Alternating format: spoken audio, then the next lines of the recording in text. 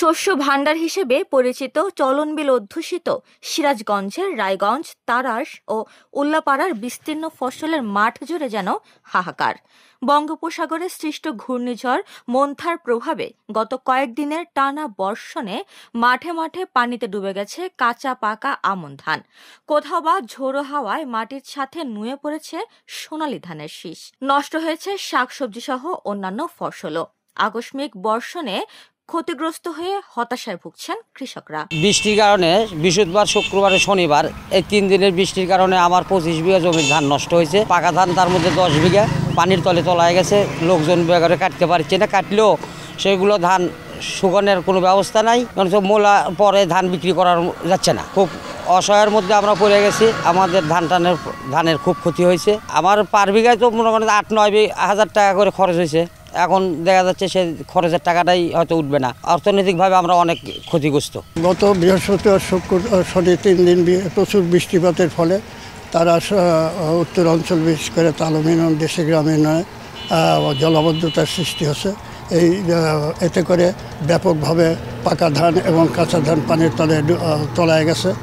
আর এছাড়াও শাকসবজি যেমন বেগুন, মরিচ, মূলা, এই সমস্ত শাকসবজির জায়গাও নষ্ট হয়, এগুলো ক্ষতিগ্রস্ত হচ্ছে। আমার এই 8.5 বিঘা জমিতে পানির তলায় এখন আছে, যেটার ক্ষতি পরিমাণ দাঁড়াবে 1.5 লক্ষ টাকা। আর কদিন বাদেই কৃষকের গোলা ভরে উঠত রোপা আমনের ধানে। বর্ষণে ক্ষতিগ্রস্ত হওয়ায় পাকা আধা পাকা ধানও কেটে ফেলতে হচ্ছে তাদের। অতিরিক্ত মজুরি দিয়ে পানিতে নিমজ্জিত এসব ধান কেটে তোলা হলেও মিলবে না অর্ধেক ফলন, ফলে গুনতে হবে লোকসান। এতে আগামী মৌসুমে চাষাবাদের মূলধন জোগাড়ে বেগ পেতে হবে কৃষকদের। পানি নিষ্কাশনের ব্যবস্থা না থাকাতে অধিকাংশ মাঠে ক্ষতিগ্রস্ত হচ্ছে উঠতি ফসল, এমনটাই দাবি তাদের। যে আমার এই 3 দিনের ভারী বর্ষণে আমার এলাকার প্রচুর মানুষের ক্ষতি হয়েছে। তো আমার ইউনিয়নে বেহুলা নামে একটা খাল আছে। যদি খালটা পুনঃখনন হয় এবং ভালো করে খনন করে রাস্তার 2 পাশেও যদি একটু খাল খননের ব্যবস্থা থাকে, আমি দেখছি আপনার হাসান রোড থেকে বেয়ারখারি পর্যন্ত একটা খাল আছে এবং বেহুলাখারি, হারিসোনা থেকে বেহুলাখারি পর্যন্ত, বিনসারা পর্যন্ত একটা খাল আছে। এই খালগুলো যদি পুনরায় খনন করা যায় তাহলে এলাকার মানুষের এই ক্ষয়ক্ষতি আর হবে না।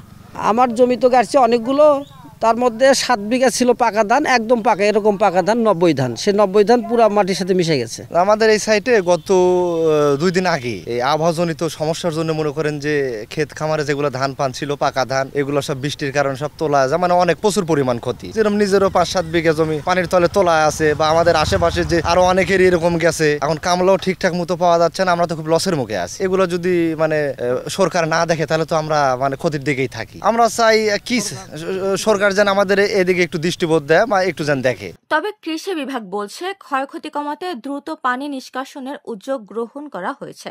কৃষকদেরও দেওয়া হচ্ছে নানা পরামর্শ। ক্ষতিগ্রস্তদের প্রণোদনার আওতায় আনতে করা হচ্ছে তথ্য সংগ্রহ।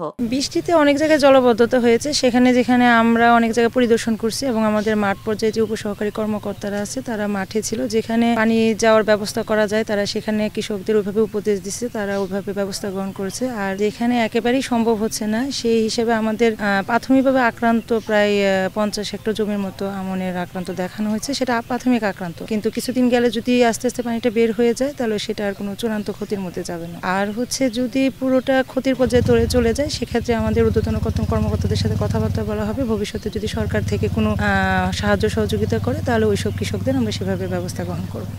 হ্যাঁ, এই ব্যাপারে আমাদের প্রশাসনের সাথে কথা বলা হয়েছে যে যেখানে খাল খনন করা যায় বা প্রাথমিকভাবে কোনো পদক্ষেপ নিলে যদি ওই জলাবদ্ধতা চলে যায় তো সেভাবে তিনি ব্যবস্থা গ্রহণ করবে। এবং আমাদের ইউনো মহোদয় অত্যন্ত আন্তরিক এইভাবে যে যেন জলাবদ্ধতার কারণে কোনো কৃষকের কোনো যেন ফসলের ক্ষতি না হয় সে ব্যাপারে উনি সার্বক্ষণিক তৎপর আছে। উপমা রায়, সোনালী নিউজ।